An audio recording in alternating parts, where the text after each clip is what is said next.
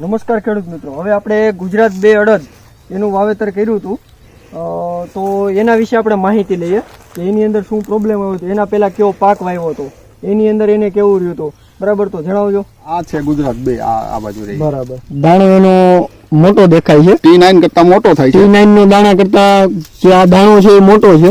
પછી રોગ પ્રતિકારક શક્તિમાં જોઈએ કે પાંદડાને લગતા ફૂગ ને હાઈટ ને બધું જોઈએ તો એમાં કઈ વેરાયટી સારી લાગે?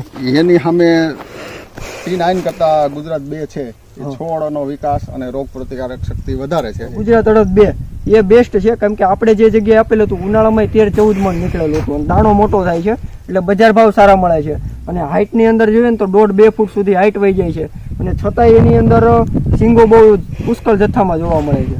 અને બીજું જોઈએ ને તો સિંગમાં દાણા ગણીએ આપણે બેમાં, આની અંદર 4-5 સિંગ.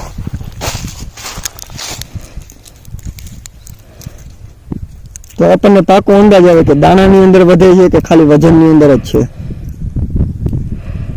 2, 4, 6 ને 8 દાણા છે. હજી એક જ 2 છોડ લે, 2 લઈ લેજો. 3 ની સરેરાશ આપણે કરી.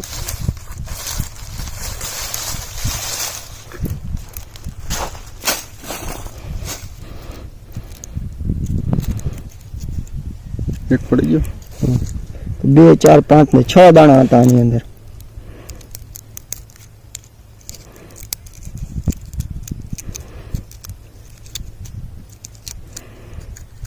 આની અંદર 2, 4, 6 ને 7, 6, 7, 8 દાણા.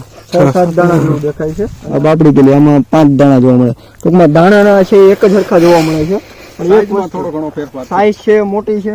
બીજું રોગ પ્રતિકારક શક્તિ થોડીક સારી છે. જીવાત ના આવે, જીવાત ઓછી આવે રૂવાટી વાળી જાતની અંદર. જેનો વિકાસ વધારે થાય છે.